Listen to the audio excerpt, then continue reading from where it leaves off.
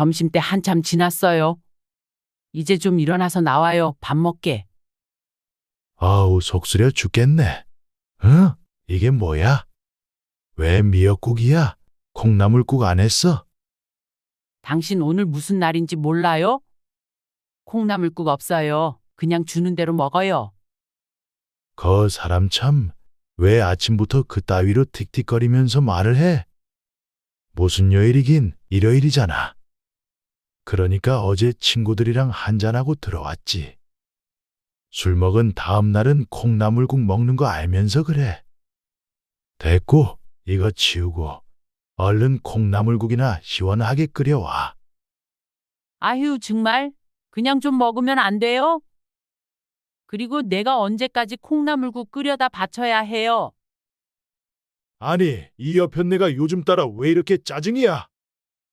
그럼 내가 이 집 가장인데 좀 끓여 주십시오 하고 간청이라도 해야 해? 화가 난 남편은 미역국을 싱크대로 가져가 그대로 부어버렸습니다.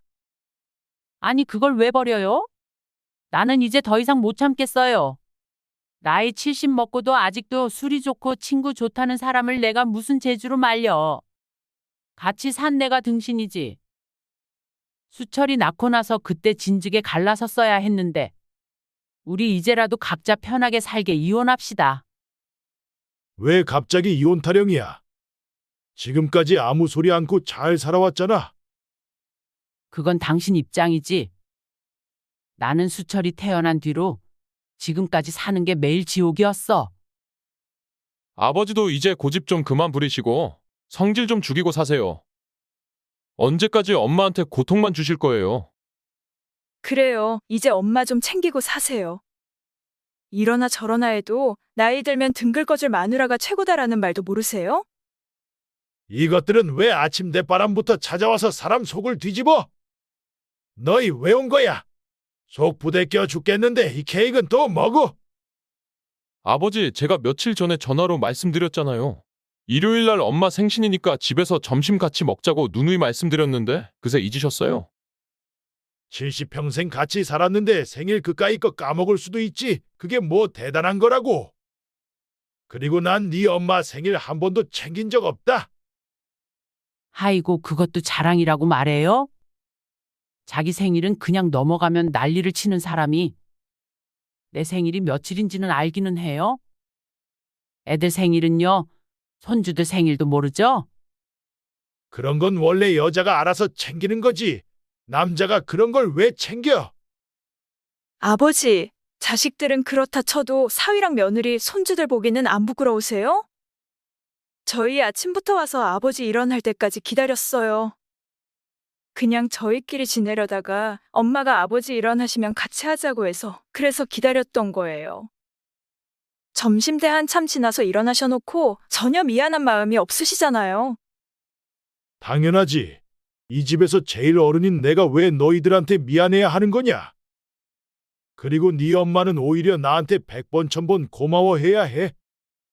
지금 퇴직하고 집에 들어앉아 있는 내 친구들, 하루 세끼 밥 차려 달라고 마누라들을 얼마나 귀찮게 하는 줄 알아? 집에서 꼬박꼬박 세끼 다 받아 먹으니까 삼식이 소리 듣는 거 아니야? 나 봐라. 나는 밖에 나가서 활동하는 사람이라 집에서 먹어봤자 한 끼밖에 안 먹어. 나한테 밥 달라 소리 안 들어도 돼서 얼마나 좋니? 그런데 이런 남편한테 고마운 줄도 모르고 생일 안 챙겨줬다고 어디 하늘 같은 남편한테 여자가 이혼하네 어쩌네 하고 있어. 당신이 그 사람들이랑 같아요?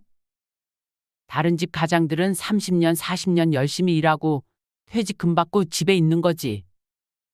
당신은 이날 이때까지 10원 한 장도 안 벌어 봐놓고는 가장 노릇도 못한 사람이 왜 그렇게 당당하냔 말이야. 그리고 그 사람들은 뭐 놀 줄 몰라서 집에 있는 줄 알아요? 앞으로 살아갈 거 대비한다고 돈 안 쓰는 거예요. 다 늙어서 친구 만나봤자 재미도 없고 술 먹는 것도 돈 아까워서 안 나간다고요? 이 여편네가 애들 앞에서 쪽팔리게 왜 이래? 내가 지금까지 너희들한테 내색을 안 했지만 너희들도 대충은 알고 있었겠지. 너희 아버지 평생 밖에 나가 일 한 번 한 적 없고 할아버지한테 물려받은 재산 자기 손에 꼭 쥐고 너희들 용돈 한 번 준 적 없어. 너희들 중학생 때 수학여행비 낼 돈도 없어서 이 엄마가 옆집 아래집 온 동네 돈 빌리러 다니는 거 보고도 주머니에서 자기 돈 안 내놓던 사람이야. 너희 아버지란 사람이. 그래도 너희 아버지니까 너희들한테 네 아버지 욕한 적 없고 이제까지 버티면서 살아왔어. 내 친구들은 남편이 퇴직하고 집에 들어 앉아 있어서 스트레스 받아 죽겠다 그러는데 그 하소연들이 엄마한테는 오히려 자랑으로 들려서 한동안 친구들도 안 만났다. 남편이 혼자서 밥도 못 해 먹는다. 설거지도 못 한다. 물건도 일일이 다 찾아줘야 한다. 뭐라들 그러는데 그 사람들 대단한 사람들이야. 물론 모든 가정사를 다 알 수는 없지만 엄마 눈에는 30년, 40년 평생 처자식 건사하고 가정에 충실한 훌륭한 가장들로 보여. 엄마는 집안일도 하고 밖에 나가 돈도 벌어봤지만 아무리 집안일이 힘들다 해도 솔직하게 말해서 밖에 나가 돈 버는 것보다는 안 힘들어. 너희들도 맞벌이 하니까 알거다. 단순히 돈을 버는 게 아니라 그 안에 가족을 지키려는 큰 책임감이 들어있는 거야. 그런데 그 밥 좀 혼자 못 차려 먹는다고 구박당하면 자기 신세가 얼마나 초라하고 서글프겠니? 때마다 밥 한 끼 차려주는 게 뭐가 대수라고 삼식이니 이식이니 하면서 사람을 구박대기 취급을 해. 네 아버지가 나한테 돈 벌어다 줬으면 나는 고마워서 하루 종일 얻고 다녔을 거야. 그리고 밥 세 끼? 엄마는 간식에 야식에 하루 5끼도 차려다 줬을 거야. 그래, 내가 잘못이라면 돈 안 번 거 그거 하나는 뭐 가장으로서 할 말이 없다 쳐. 그런데 그거 말고는 내가 잘못한 게 뭐가 있어? 정말로 몰라서 물어요? 당신은 나한텐 폭력만 안 썼을 뿐이지 폭력 빼고는 하지 말라는 짓을 다 하고 살았잖아요. 나는 수철이 태어난 이후부터 지금까지 사는 게 지옥이었어. 당신이 뭘 잘못했는지 애들 앞에서 하나하나 다 까발려줘요? 여기 50여 년 결혼 생활을 함께한 아내에게 이혼 선언을 당해버린 황영철 아버님이 계십니다. 50년의 결혼 생활, 남편의 무정한 행동에 최명순 어머님은 너무나도 지쳐버렸습니다. 그리고 긴긴 세월 가슴에 담아두었던 이혼을 선언했습니다. 최명순 어머님께서는 그동안 어떤 일들을 겪으며 살아오셨던 걸까요? 특히 첫째 아들 수철 씨가 태어나면서부터 최명순 어머님의 삶이 처참하게 흔들리기 시작한 것처럼 보이는데요. 오늘 이야기와 비슷한 경험을 하신 우리 부모님들이 계시다면 최명순 어머님에게 따뜻한 응원과 뼈와 살이 되는 조언을 댓글에 꼭 남겨주시길 바라겠습니다. 구독과 좋아요 그리고 알림 설정을 눌러주시면 올라오는 이야기를 보다 빠르게 보실 수 있습니다. 그럼 지금부터 그 놀라운 이야기 속으로 들어가 보겠습니다. 안녕하세요. 저는 작년까지 요양보호사로 일을 하다가 올해부터 집에서 쉬고 있는 68세 최명순입니다. 4년 전 저는 제 생일날 남편에게 이혼을 선언했습니다. 남편은 갑자기 왜 이러냐고 했지만 사실 저는 갑자기가 아니었어요. 현재는 이혼을 하고 여유로이 혼자 생활하고 있습니다. 주변에서는 나이 들면 남편밖에 없다고들 하지만 저는 그 말에 도저히 공감이 되지 않았습니다. 우리 세대의 여자들은 대부분 무시받으며 살았지만 자식들을 보며 참으며 살아왔을 것입니다. 저도 50여 년 그렇게 살아왔지만 더 이상 수모를 당하며 살면 안 되겠다는 생각이 들었습니다. 저와 남편은 20살, 23살의 꽃다운 청춘에 중매로 결혼을 하였습니다. 다방에서 처음 만났던 날 남편은 부끄럽지도 않은지 연신 웃으며 능청스럽게 제게 말을 걸었습니다. 중매 결혼에 큰 기대를 하지 않았던 저는 멀끔한 외모의 말도 잘하는 남편에게 바로 마음을 뺏기게 되었습니다. 남편도 제가 싫지 않았는지 그 후로 3번 더 만나고 4개월도 안 돼서 결혼을 했습니다. 남편은 결혼한 이후로도 참 다정다감했습니다. 그리고 저희는 6개월 만에 첫 아들을 가졌어요. 남편은 제가 먹고 싶다는 건 최대한으로 다 사주려고 노력했습니다. 시부모님도 저에게 잘 대해주셨고, 임신하고 있는 동안 간단한 집안일조차 시키지 않았습니다. 심지어 제가 먹을 물도 시어머님이 떠다 주셨어요. 저는 결혼 전부터 시집살이를 각오하고 있었는데 그 시절에 맞지 않게 정말 호사스럽고 남들이 부러워할 만한 신혼생활을 누렸습니다. 그렇게 10달 동안 행복하게 지냈고 드디어 아들이 태어났습니다. 하지만 아들이 태어난 기쁨도 잠시, 제 행복은 더 이상 이어지지 못했습니다. 아들이 태어난 것을 확인한 시부모님과 남편은 180도 다른 사람으로 돌변했습니다. 남편은 아들을 한 번도 안아주지 않았고 다음 날부터 집 밖으로 나돌기 시작했습니다. 알고 봤더니 남편은 그 동네에서 소문난 남봉꾼이었고 집에서 등 떠밀리다시피 결혼을 한 것이었습니다. 하루는 시장에서 아줌마들이 하는 이야기를 듣게 되었습니다. 그 집 아들이 어떻게 결혼을 했냐며 결혼한 여자가 참 안 됐다는 내용이었어요. 가장 충격적이었던 건 남편이 그 동네 아가씨들을 한 번씩 다 만나봤다는 이야기였습니다. 저는 그제서야 이해할 수 있었습니다. 남편의 평판이 굉장히 나빴기 때문에 아가씨들이 남편과 결혼하길 꺼렸던 것이었죠. 중매쟁이는 아가씨를 찾기 위해 멀리 떨어진 동네까지 찾아오게 되었고 그 소문을 알지 못했던 제가 희생양이 된 것이었습니다. 사실 저는 아버지가 강제로 중매 결혼을 시킨 것이어서 그때는 자세한 내막을 몰랐습니다. 그 당시 저희 엄마께서는 한동안 저를 보며 내내 우셨습니다. 결혼 후 말해주셨는데 노름에 빠져있던 아버지가 노름빚을 갚기 위해 돈을 받고 저를 팔아넘기듯 결혼시키셨다고 합니다. 시가에서는 딸만 6인 큰 아주버님 대신 남편이 아들을 낳게 되면 집안 재산을 전부 남편에게 주겠다고 했던 모양이에요. 여자들을 쉽게 유혹하는데 능했던 남편 눈에 제가 얼마나 우스웠을까요? 웃는 얼굴로 다정하게 대했던 것도 제가 마음에 들어서라기보다는 여자들을 대할 때 자연스럽게 나오는 몸에 배인 행동이었습니다. 하루가 멀다 하고 밖으로 나도는 남편 때문에 저는 피가 마르는 듯 했습니다.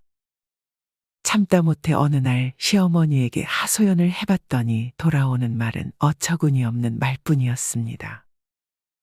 여자는 그저 집에서 애 잘 키우고 남편 잘 모시면서 살면 그거로 행복한 거야. 너만 참고 살면 아무 문제 없다 이 말이야. 그러니까 쓸데없는 말 하지 말고 저녁 준비나 해라.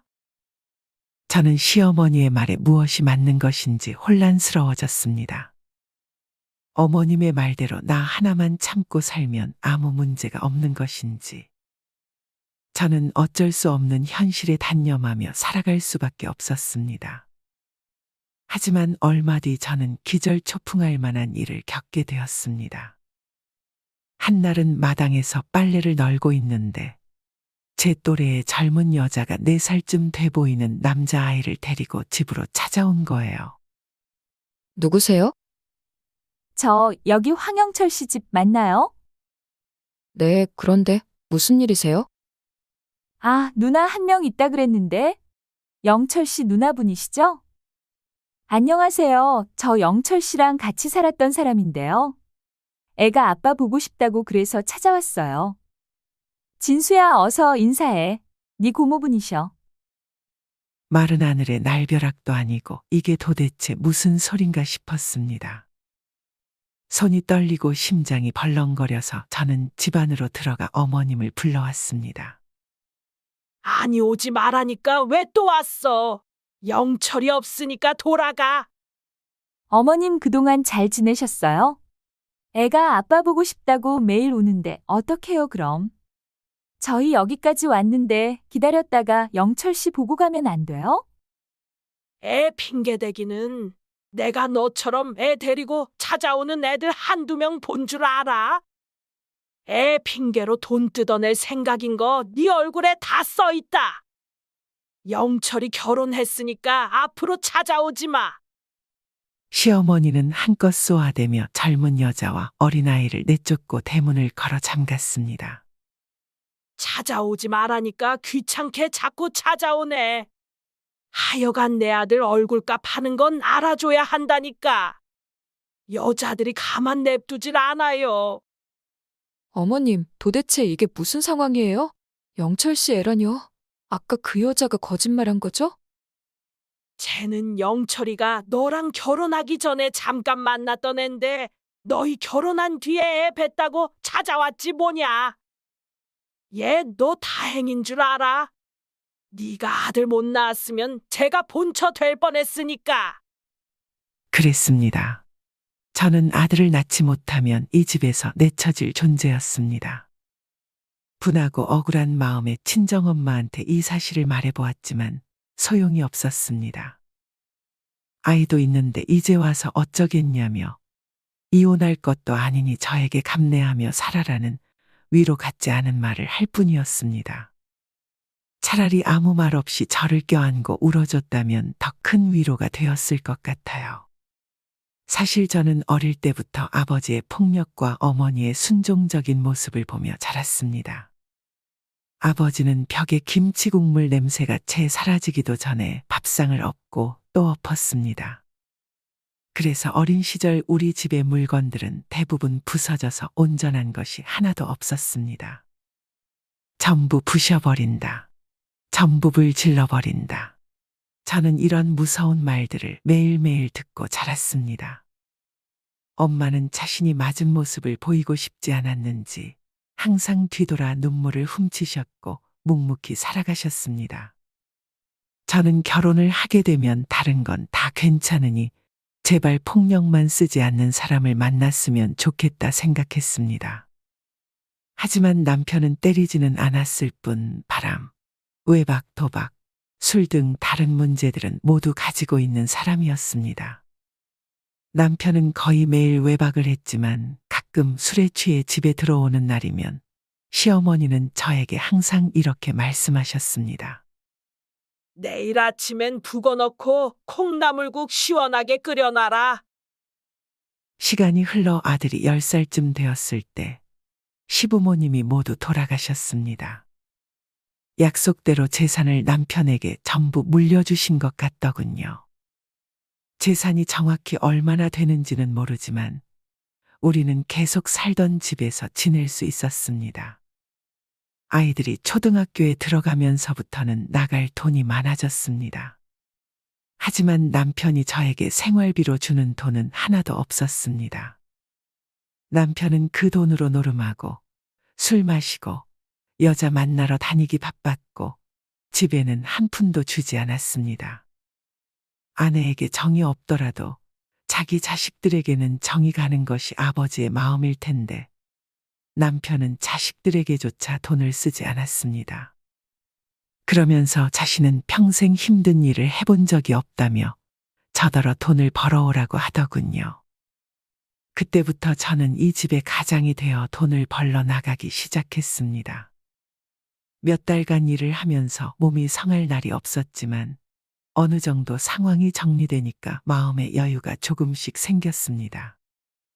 돈을 벌어 아이들 옷도 사입히고 준비물도 사고 가끔씩 고기도 먹일 수 있게 되었으니까요. 하지만 그 잠깐의 평화는 얼마 안 가 깨지고 말았습니다. 남편은 가지고 있던 돈이 다 떨어졌는지 한동안 집에만 있었습니다.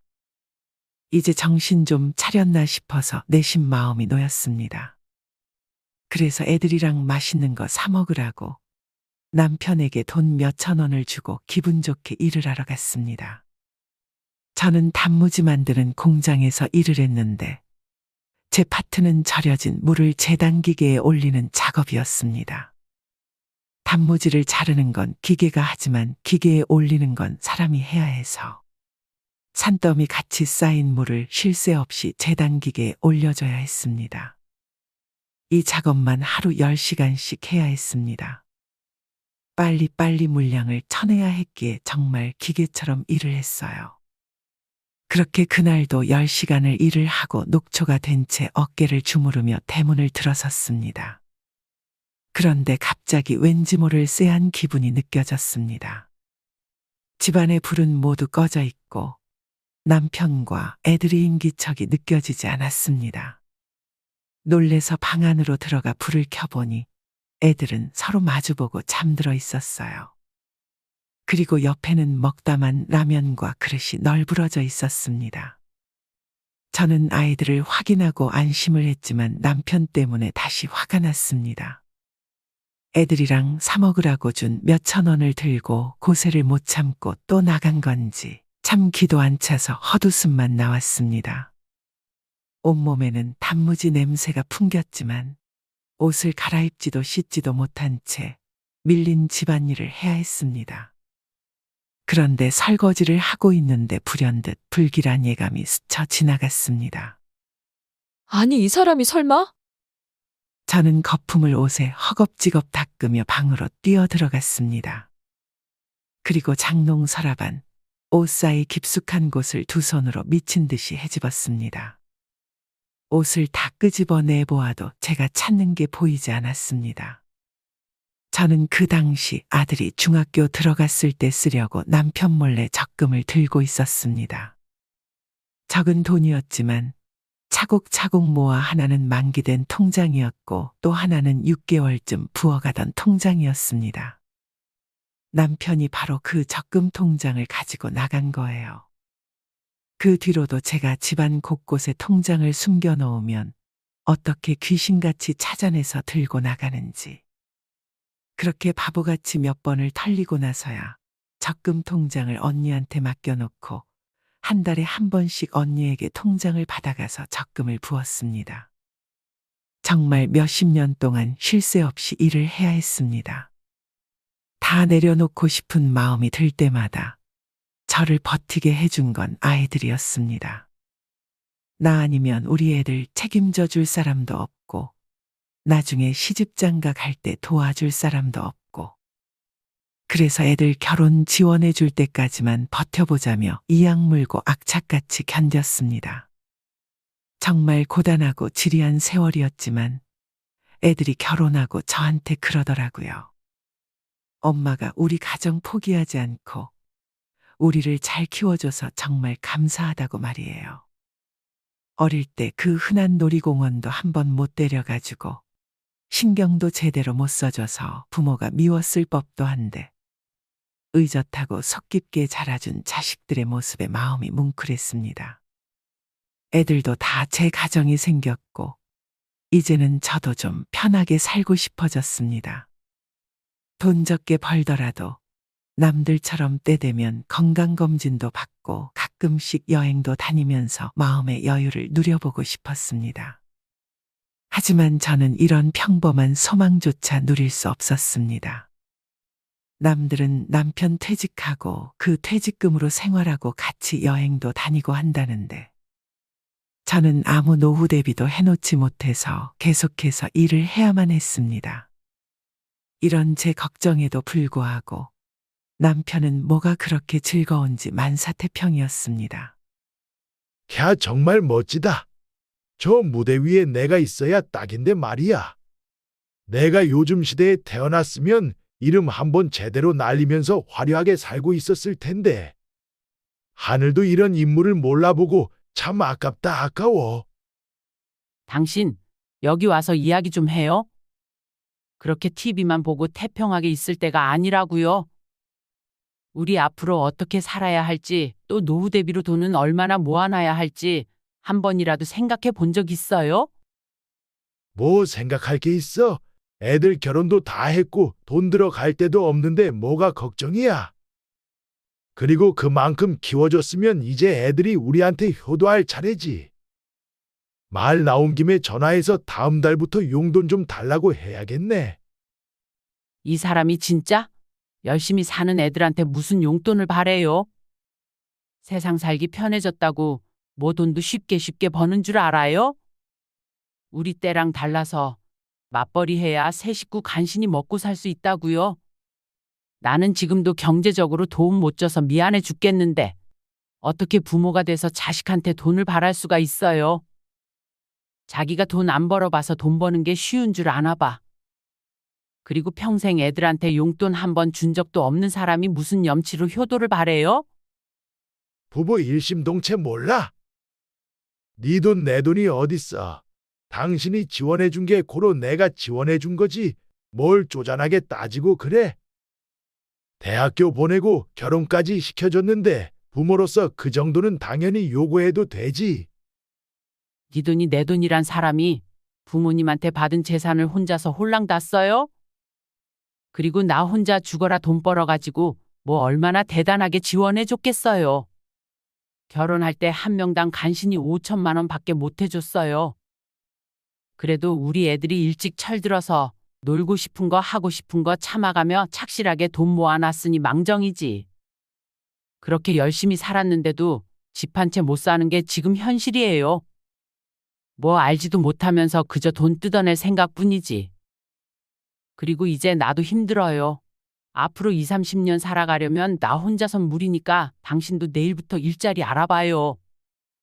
이제 와서 나보고 무슨 일을 구하라고. 회사 경험 있는 친구들도 일 못 구한다는데 아무 능력도 없는 내가 무슨 수로 일을 구해? 됐어. 나는 그렇게 오래 안 살 거니까 그냥 없으면 없는 대로 살자고. 아니, 없으면 없는 대로 살자는 사람이 파크골프에 낚시에 등산에 온갖 돈 드는 취미는 빠짐없이 다 해요? 나도 이제부터 당신 용돈 안 줄 거니까 취미생활 누리고 싶으면 직접 돈 벌어서 하던지 알아서 해요. 하지만 남편은 제 말을 무시하고 다시 TV를 봤습니다. 며칠 뒤 제 생일날 다 같이 밥을 먹기 위해 자식들이 집으로 모였습니다. 아버지는요? 집에 안 계세요? 네 아버지 아직까지 자고 있다. 아빠는 어떻게 오늘 같은 날까지 이러시는 거야? 오빠가 아버지한테 전화했다고 안 했어? 당연히 말씀드렸지. 엄마, 내가 아버지 깨워볼게요. 됐다. 냅둬라. 좀 있으면 일어나겠지. 하지만 남편은 일어나지 않았고 결국 아이들과 먼저 밥을 먹었습니다. 남편은 정말 깨울 때까지 일어나지 않았습니다. 그러다 손주들이 케이크 먹고 싶다고 그래서 저는 하는 수 없이 남편을 깨우러 갔습니다. 점심때 한참 지났어요. 이제 좀 일어나서 정신 좀 차려요. 아우 속이야. 응? 이게 뭐야?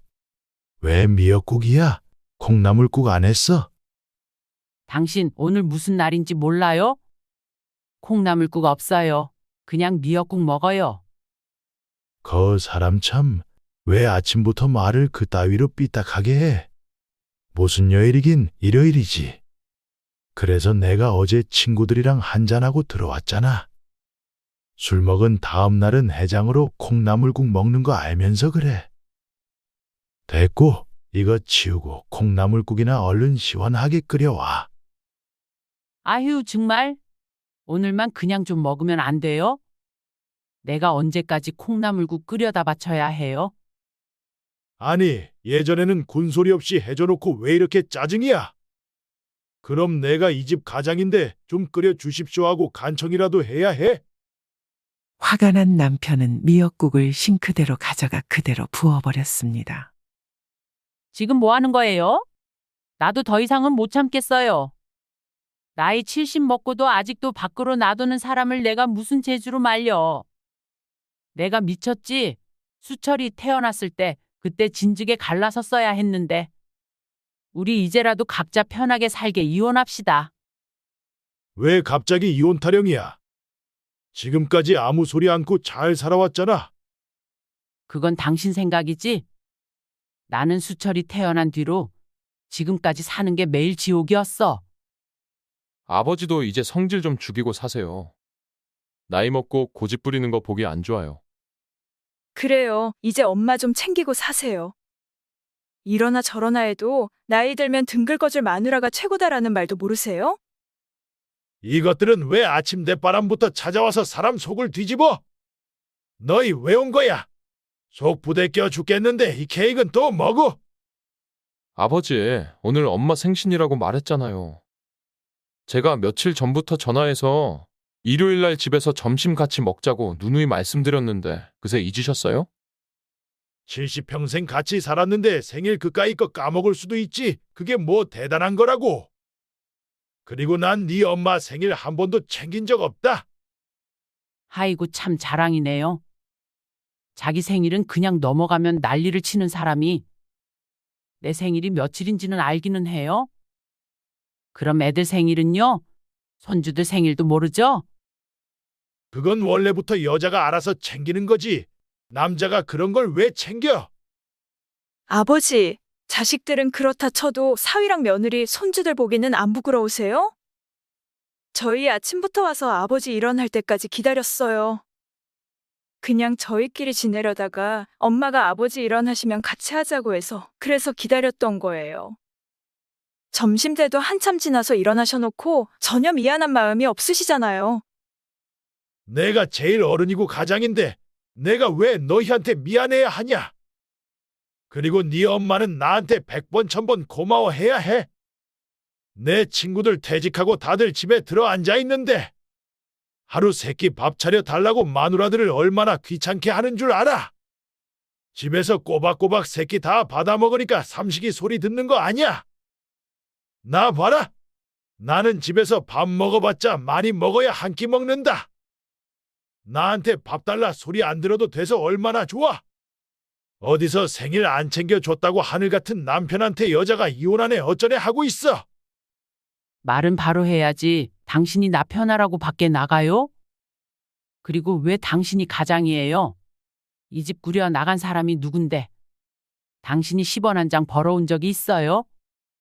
당신 친구들은 퇴직금이라도 받고 집에 있는 거지.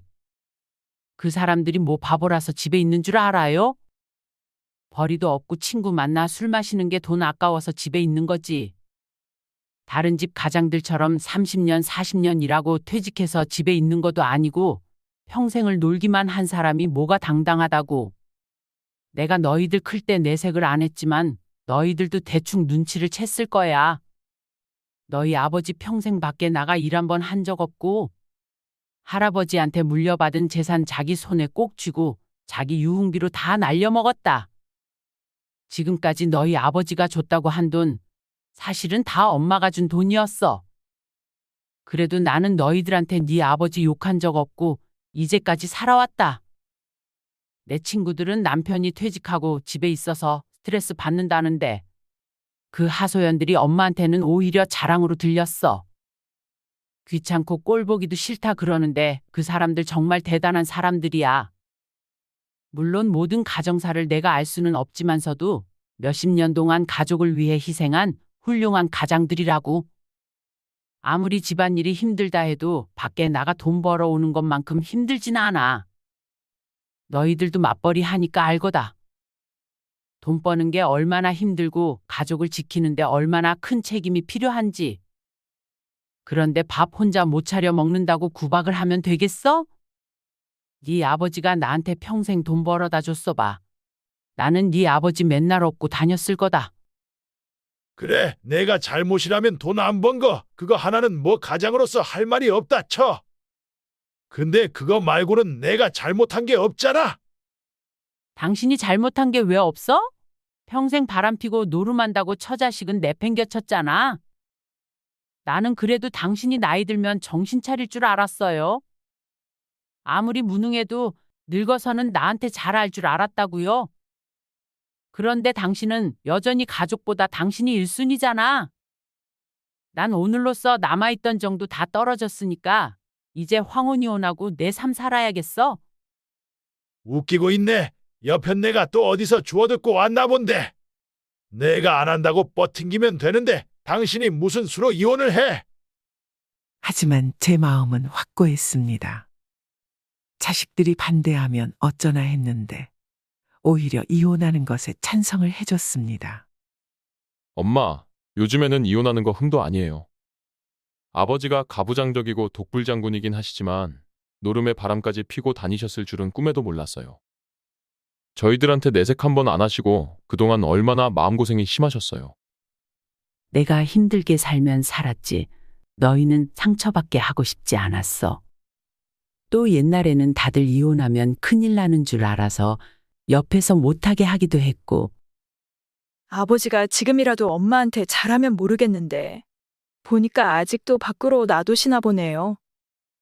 그럼 두 분 대화도 아예 안 하실 거고 계속 같이 사셔봤자 무슨 의미가 있겠어요. 저희가 변호사 알아볼 테니까 이제라도 엄마 인생 사시면서 행복하게 사셨으면 좋겠어요. 그러면서 엄마의 묵은 한을 풀어드리는데 도움을 드리는 것 같다며 저에게 힘을 실어주었습니다. 그 후 저는 자식들의 도움으로 이혼을 할 수 있었습니다. 재산분할 대상으로는 집 하나가 전부였지만 남편은 그 집이 자기 거라면서 집값의 반을 내주기 싫다고 버텼습니다. 하지만 그 집은 남편이 결혼 전에 받은 집이 아니라 저와 결혼 후에 시부모님께서 돌아가시면서 상속받은 것이었기 때문에 저도 재산을 가질 권리가 있었습니다. 변호사님께서는 직접적인 경제 활동을 하지 않고 살림만한 주부라고 해도 가사 노동과 육아에 기여한 만큼 절반 수준의 재산 기여도를 인정받을 수 있다고 했습니다. 게다가 재산 형성과 유지에 대한 기여 정도, 혼인 생활의 과정과 기간, 양측의 소득, 재산 및 경제력 등 이 모든 걸 따져봤을 때도 제가 훨씬 더 유리하다며 걱정하지 않아도 된다고 말씀해 주셨습니다. 그렇게 저는 변호사님의 도움을 받아 집값의 반을 받을 수 있었습니다. 그 돈으로 작은 아파트를 샀고 지금은 혼자서 평화롭게 지내고 있습니다. 비록 쉽지 않은 과정이었지만 저는 지금 행복한 인생 제2막을 만들어가고 있습니다. 그리고 남편과는 직접적인 연락을 하지 않고 자식들을 통해 소식을 전해 들으며 지내고 있습니다. 서로에게 안부 정도 물어보면서 지낼까 하는 생각도 해봤지만 그냥 각자 삶을 사는 것이 서로에게 좋을 것 같아서 남편에게 연락이 와도 받지 않고 있습니다. 자식들에게 전해들은 이야기로는 공공근로를 신청해서 일을 다니는 중이라고 했습니다. 처음에는 일도 구하지 않고 자식들에게 용돈을 받아서 생활했다고 했습니다. 하지만 점점 갈수록 요구하는 횟수가 짧아지고 금액도 커져서 나중에는 자식들도 돈을 주지 않았다고 합니다. 벼랑 끝으로 내몰려서 어쩔 수 없이 일을 구한 것인지는 모르겠지만 늦게나마 정신을 차린 것 같아 다행이라는 생각이 들었습니다. 같이 살 때 그렇게 노력해줬다면 얼마나 좋았을까요? 결국 이 사람은 자기가 죽을 위기에 처해야 돈을 버는 사람이었습니다. 그 소식에 씁쓸한 마음이 드는 건 어쩔 수 없지만 다시 한번 이혼하길 잘했다는 생각이 드네요. 여러분, 저는 늦게나마 제 행복을 위해 살고 있습니다. 여러분들도 자신만의 행복을 찾으며 인생 제2막을 꾸려 나가셨으면 좋겠습니다. 감사합니다.